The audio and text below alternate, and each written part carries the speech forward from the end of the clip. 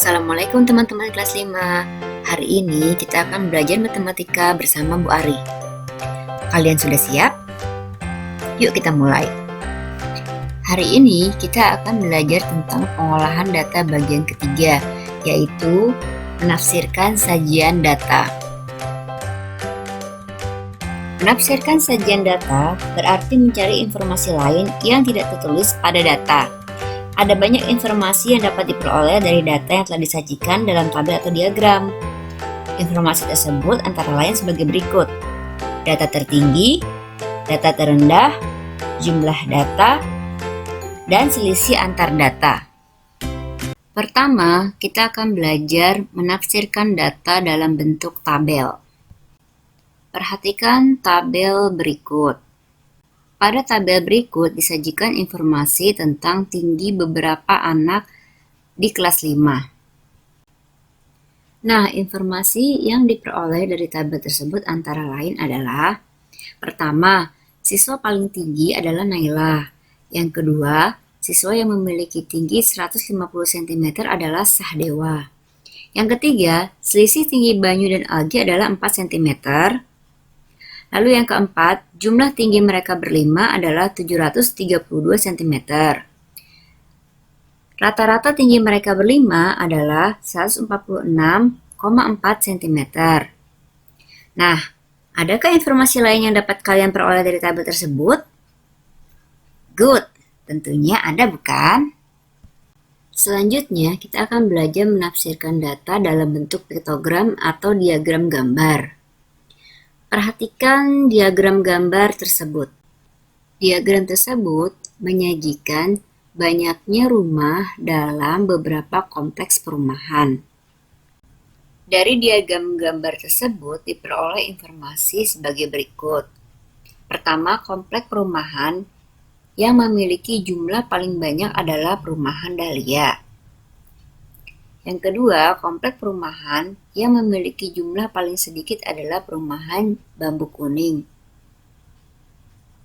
Yang ketiga, jumlah rumah pada perumahan Jati Belanda adalah 40 rumah.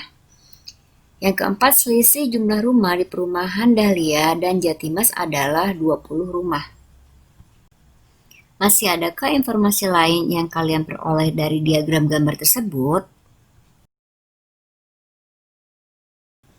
Selanjutnya, kita akan mempelajari tentang menafsirkan data pada diagram batang. Perhatikan diagram batang berikut. Pada diagram batang tersebut disajikan data banyak siswa STIT Amal Mulia pada tahun 2019. Dari data tersebut didapat informasi bahwa: pertama, kelas yang memiliki jumlah siswa paling banyak adalah kelas 1 dan kelas 5, yaitu sebanyak 78 orang. Kedua, kelas yang memiliki jumlah siswa paling sedikit adalah kelas 2, yaitu 74 orang. Yang ketiga, jumlah total siswa SDIT Amal Mulia dari kelas 1 sampai kelas 6 adalah 456 siswa. Yang keempat, selisih jumlah siswa kelas 5 dan kelas 2 adalah 4 orang siswa. Masih adakah informasi lain yang bisa kalian dapatkan dari diagram batang tersebut? Nah, sekarang kita akan belajar menafsirkan data pada diagram garis. Pada dasarnya, cara menafsirkan data pada diagram garis sama dengan pada diagram batang. Coba kalian perhatikan diagram garis berikut. Diagram ini menyajikan data banyaknya siswa SD Tunas pada tahun 2015 sampai 2019. Dari diagram garis tersebut didapat informasi antara lain sebagai berikut. Pertama, jumlah siswa SD Tunas paling banyak terdapat pada tahun 2016, yaitu sebanyak 141 siswa. Yang kedua, jumlah siswa SD Tunas paling sedikit terdapat pada tahun 2017, yaitu 118 siswa.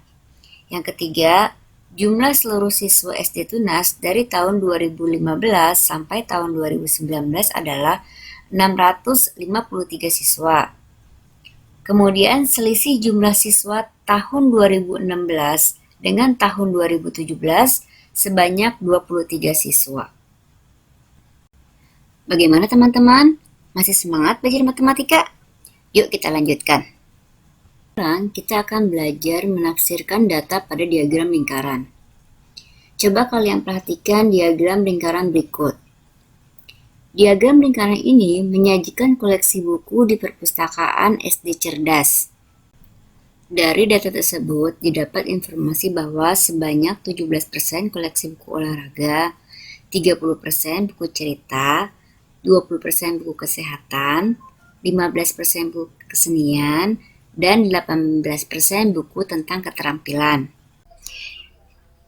Jika jumlah seluruh buku di perpustakaan SD Cerdas adalah 200 buah, maka informasi yang dapat diperoleh adalah sebagai berikut. Pertama, buku paling banyak adalah buku cerita, yaitu 60 buah. Buku paling sedikit adalah buku kesenian, yaitu 30 buah. Banyak buku olahraga adalah 34 buah, banyak buku kesehatan adalah 40 buah, dan banyak buku keterampilan adalah 36 buah. Cara mengerjakannya kalian bisa lihat di video sebelumnya ya. Oke, sekian dulu penjelasan dari Bu Ari. Jika ada yang masih kurang jelas, bisa kalian tuliskan di kolom komen di bawah ini ya. Jika kalian merasa channel ini bermanfaat, silahkan klik like, share, and subscribe channel ini ya. Terima kasih. Bye.